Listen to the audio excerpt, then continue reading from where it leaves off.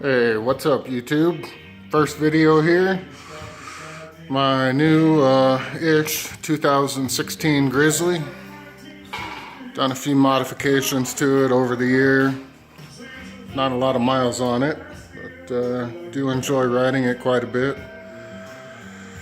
It's a little bit of a rocket ship, you might say. Down in there's the clutch housing with a 2mm rocket shim. Helps with takeoff in the mud,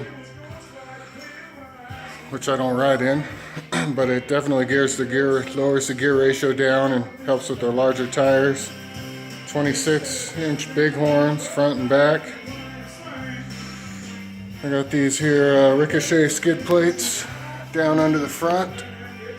Just on the footwells here. It's just the area that the Yamaha glide plate doesn't cover. This is a serious modification here. This here stick makes it go real fast. Put this over here, don't want to lose that. Put the Roxorizer kit on here. This is your rocket propulsion system here. Dial in your coordinates there, depending on what planet you want to land on. And works pretty well. Of course, with the ROX kit, you relocate the instrument cluster up a little bit. Some people don't like the angle. I find it just fine. Put my RAM mount here, and slide my cell phone in there, and use the GPS. Works quite slick, actually. And the ROX kit, I modified it a little bit to push forward the handlebars a little further than designed. I did that by trimming the housing here on the headlight. Gets those bars forward quite a bit and helps for a big rider like myself, 6'2". And mounted some landing lights here, the switch, and that just turns on this here lunar landing light. Helps on ascent to dark planets, I guess. And we got one back here in the rear as well, little guy. Nice little profile, didn't want anything too big, and it's plenty of light. Put on these Elka Stage 4 landing suspension. Had Monster Performance build them for me on the East Coast, or they spec'd them out for me. I felt like I had a better chance with Monster Performance than taking a gamble on Elka settings. I know they can be a little tricky sometimes and maybe set your suspension up a little too stiff, as I've heard others say. This is quite the opposite. It's actually pretty soft, which is perfect. We do a lot of rocky riding out here in Colorado. Quite frankly, I wanted these more for comfort than speed. So far, able to achieve both, so that's pretty cool. Got an HMF, I don't know, Quiet Series jet pipe here. Got to watch out, throws flames out the back there. Not really. And got the EHS field controller here. I didn't notice any major power gains. I haven't played with it much. I live up here 6,500 feet. So I don't know that, I needed it so much for the lean condition as maybe some of those riders down at sea level, but peace of mind, and it does run a little smoother. I know others have reported their Grizzlies die on startup, have to hit the switch twice to get it to run when cold. This did that before the tuner. May even done it for a while after, but that absolutely does not happen anymore. Fired it up this morning when the shop was cold, and no problems there at all. Got the Yamaha cargo box. Actually took it off and stored it up here.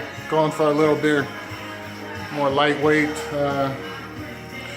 riding. I've been riding a little more aggressive since I put these shocks on, and sometimes my ass touches the box a little bit uncomfortably, so well, I opted to pull that off for a while and see how I like riding without it, which I haven't done yet. Got the Warren Pro Vantage 3000 winch here, and synthetic rope, of course. I think that's about all the modifications. I don't know that I have one that is my favorite so far. Definitely liking the shocks. I got a lot of tuning to do. Definitely softens things up. I'm pretty happy with it that way. I don't ride with the rear sway bar, so I do get that sway in the rear. Doesn't seem to bother me too much. I know others absolutely hate that feeling. I'm going to try to counter that a little bit with the low speed compression on the Elcos. We'll see what that does for me. Of course, I mounted my winch controller up here. A lot of guys say it'll get broken off if I roll over. Probably will. I can't say as I'm too worried about it. I'll run the risk. I like it handy there. Not that I use it a whole lot. In fact, I haven't had to use it once. Like I said, I don't ride in mud. Unless it's by accident, I'll try to avoid it. That's it. It's Super Lunar Express here. So, that's it, guys. Honda XR 650L. It's the street legal version. It's kind of fun to ride. I don't know how much longer I'm going to keep it. Get some modifications on it. Put some risers on it here. Pro taper bars. Got the bars up a little bit. Again, I'm a tall guy, and these bikes kind of seem like they're set up for little Japanese guys, maybe. I don't know. This is a Honda 2007 Rancher 420. Had these in my backyard for a while. Been working on getting this one all cleaned up. It's quite a bit different than it was a few weeks ago. Getting my 13-year-old boy out here to help me work on it.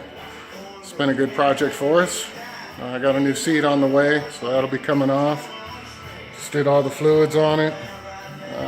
Probably switch out these tires for him.